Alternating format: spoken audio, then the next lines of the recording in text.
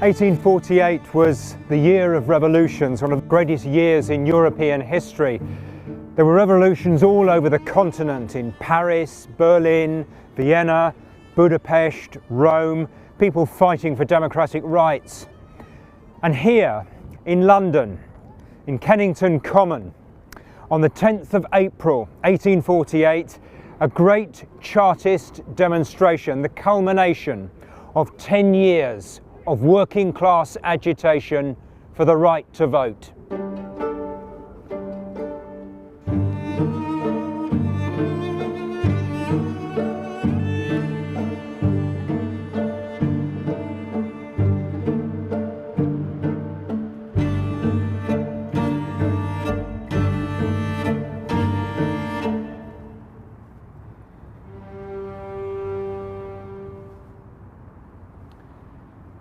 Got this extraordinary photograph very early from 1848 that actually shows this Chartist demonstration in this field, and we can tell that the speaker's podium was sort of over here, quite close to the road, and they were addressing the crowd that was spread out across here.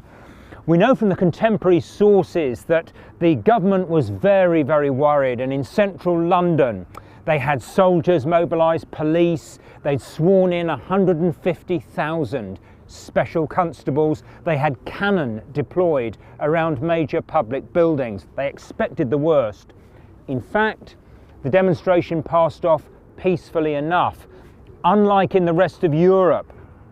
If we go back a year before the outbreak of the Great Revolutions, it's right here in the heart of London that the most exciting, the most important, the most revolutionary publication of that great year of revolution is printed.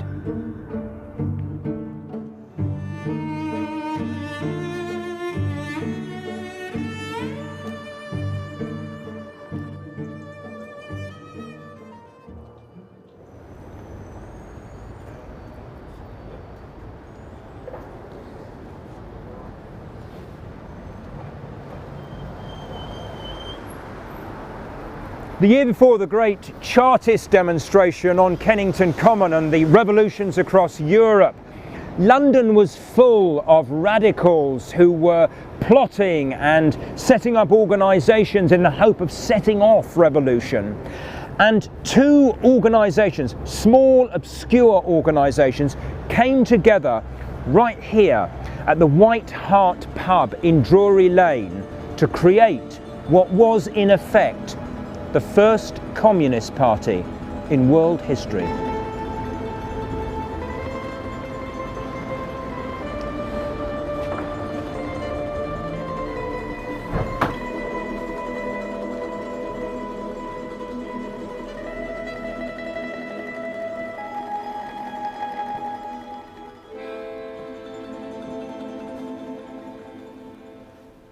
The new organisation was called the Communist League, and two key members were called Karl Marx and Frederick Engels.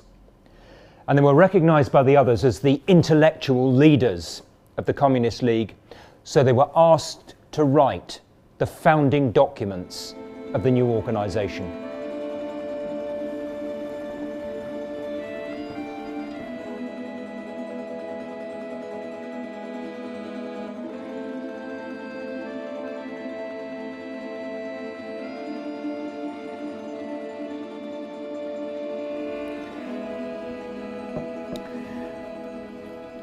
The politics of the new organisation was controversial.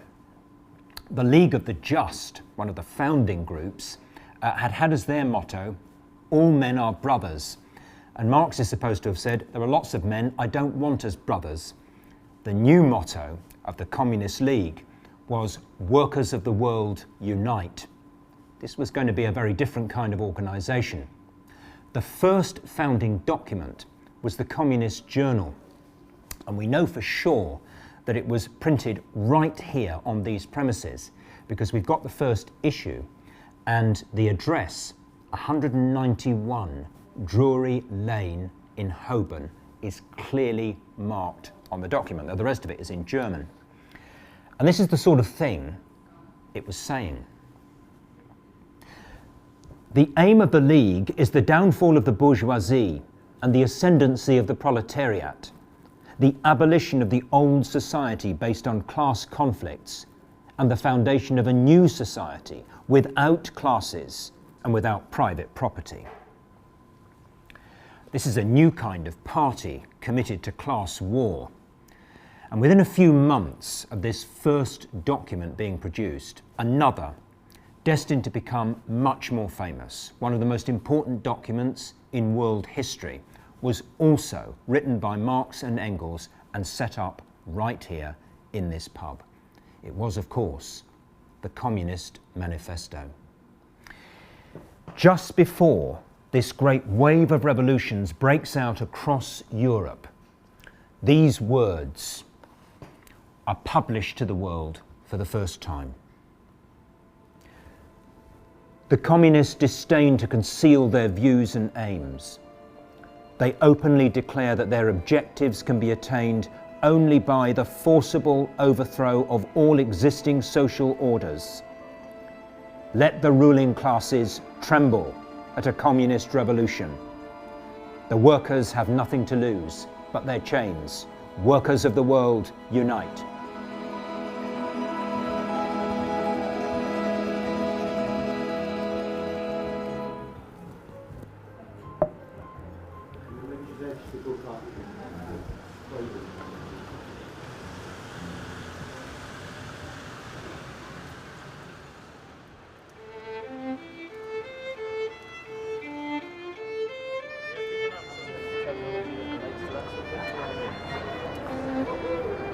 Two years after the publication of the Communist Manifesto, Marx was back in London.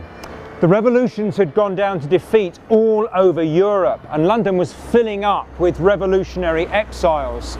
Most of them pitched up with nothing, so they were living in poverty, and they ended up in some of the seediest parts of the city. Marx, with his entire family, was living here at 28 Dean Street in Soho, in a two-room flat.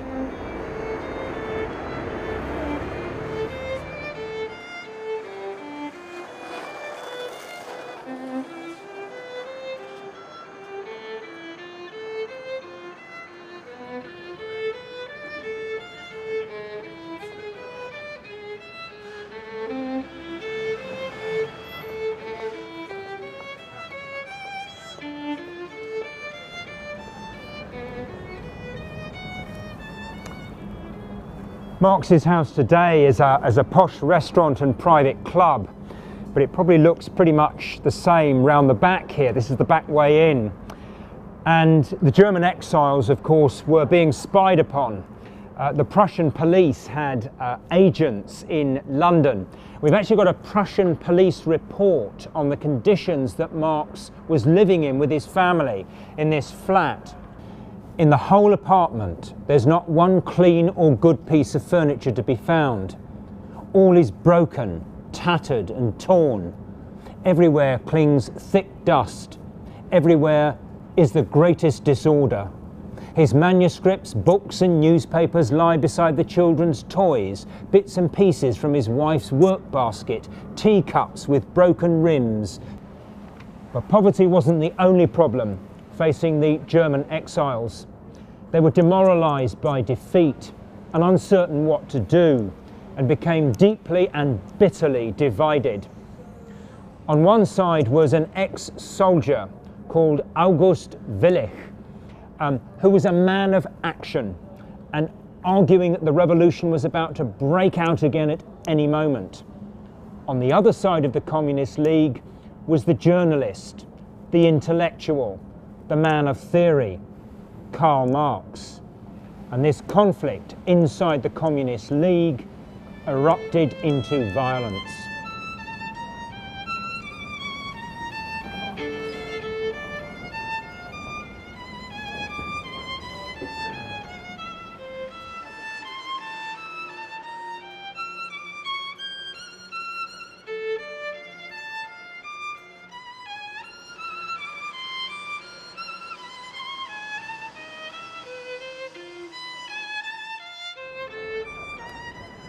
Marx was still living here at Dean Street when it really kicked off, this argument in the Communist League between Willich, who wants to set up a conspiracy to try and kickstart the revolution, and Marx, who argues that you have to have mass support to make a revolution. It gets so embittered inside the Communist League that it seems there's actually a plot to kill Marx. In the event, what actually happens is that Willich challenges Marx to a duel. He's an ex-soldier, of course. Marx turns it down, but one of Marx's young supporters, a man called Konrad Schramm, accepts the challenge. When the news first comes back here to Dean Street about the outcome of the duel, it sounds like Schramm has been killed. In fact, he hasn't. He's just been lightly wounded. Nonetheless, this violent conflict means that the Communist League has destroyed itself. The world's first communist party, breaking up in acrimony.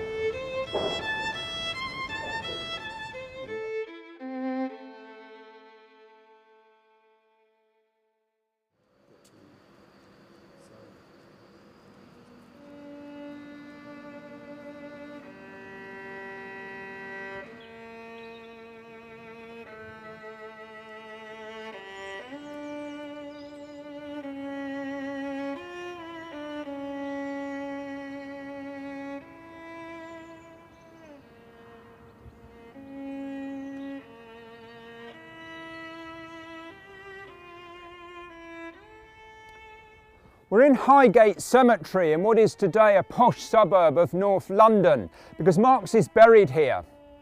When the Communist League broke up, Marx abandoned active politics and devoted himself to the study of the capitalist system, which became his life's work.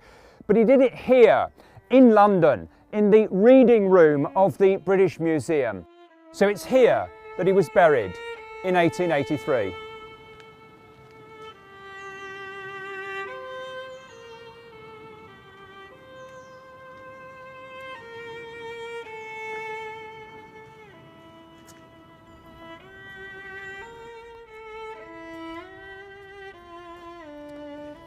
What's here today is a fairly ugly monument that was put up in the 20th century.